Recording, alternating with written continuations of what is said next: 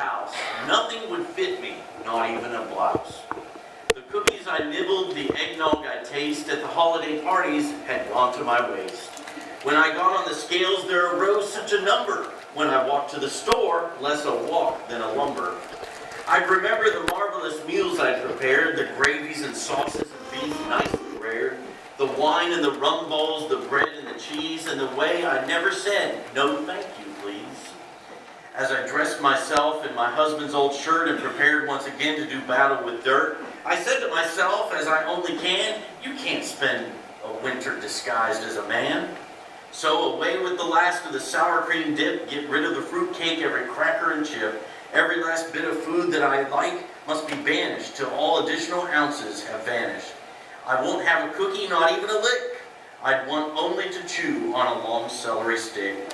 I won't have hot biscuits or cornbread or pie. I'll munch on a carrot and quietly cry. I'm hungry, I'm lonesome, and life is a bore. But isn't that what January is for? Unable to giggle, no longer a riot. Happy New Year to all, and to all a good diet.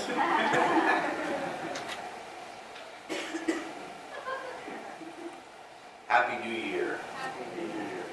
Today is the day we welcome that new year, and we also welcome the visit of the Magi to Bethlehem, as I think you've noticed by now. And you probably might know also that the Magi were international travelers, most likely from Persia, who were astronomers and astrologers, and they loved to study the stars. Of course, when you think about it, they didn't have all this earthbound electric light that we have that blocks out the wonderful view of the skies. There's a lot of fascinating stuff to read out there about what it's proposed the Star of Bethlehem actually was. Was it a convergence of planets?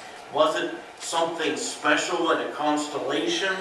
Michael Molnar put together what some believe to be the final word in his 1990 book, Star of Bethlehem. And if you are really curious, I would invite you to get that book. And many parts of it are available on Google Books online. And read more about it, because it really is fascinating, the amount of study that has gone into the subject. But we're going to focus here on the most important point. And that point, which Matthew wants us to hear through this story, is that they saw a herald in the night sky that compelled them to move. What they saw in the sky certainly told them that a new king was born in Israel. And so they went. Following the instruction they interpreted from the night skies, and they arrived in Jerusalem. We don't know if it was their first time or their only time ever in Jerusalem. We don't know anything about that. But we do know that they went there because they expected a royal baby to be born to the royal family. Which is pretty logical. But they didn't realize that instead of adding to his family, Herod was axing his family just about as quick as he could.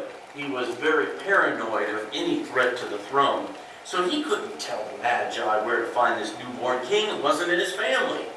But the sages and the rabbis of Israel knew, and after a certain period of time that's not disclosed to us, the Magi are on their way again to Bethlehem, under the condition that they tell the king where they found this baby so that he can go worship as well.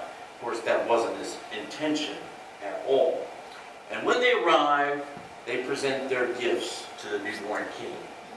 Dawn Chesser of our United Methodist Board of Worship writes about this moment in pretty compelling words I thought I'd share with you. She says, seeing Jesus for themselves not only confirms that he is indeed the one of whom the prophets spoke, but that the sign they read in the sky had led them to something very real and something very joyful. They experience the divine presence and the power personally, and they respond by kneeling down before him, essentially worshiping him. What good news does it proclaim? Well, it's a public acknowledgement by those who are very much outsiders that Jesus is Lord.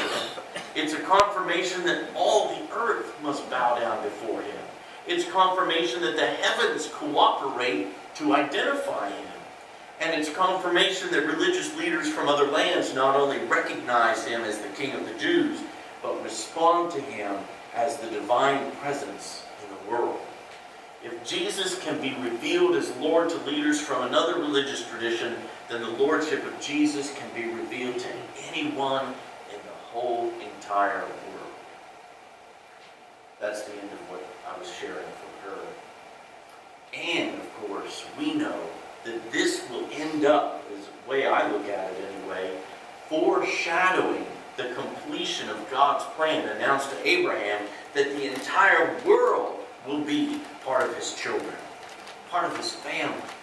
Instead of a rising of a star that called the Magi, what began calling the Greek world to Jesus some 30 years later was the news of God raising this same young man from death after those with power in this world finally tracked him down, confronted him, and had him crucified.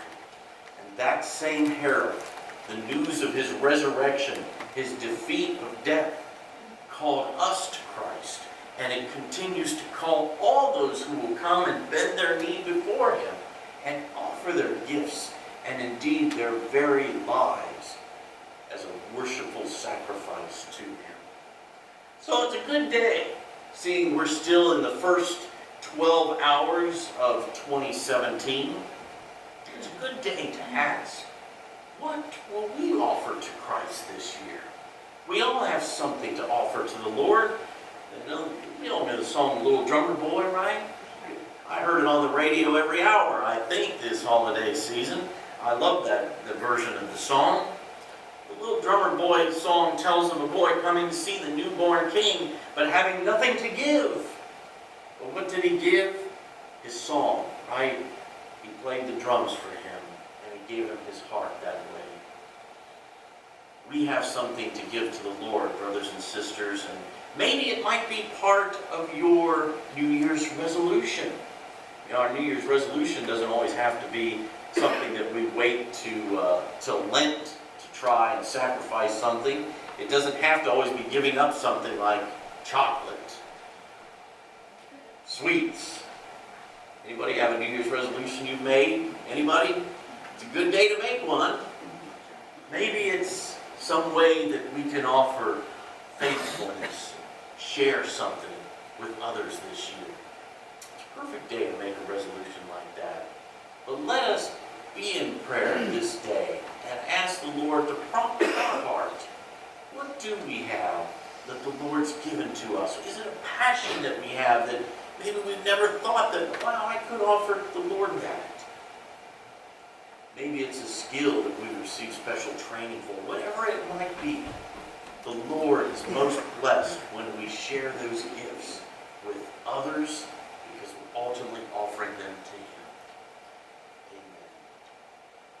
Amen. As we respond to God's Word today, we're going to turn in our hymnal to number 219. And we're going to sing together, What Child Is This? 219.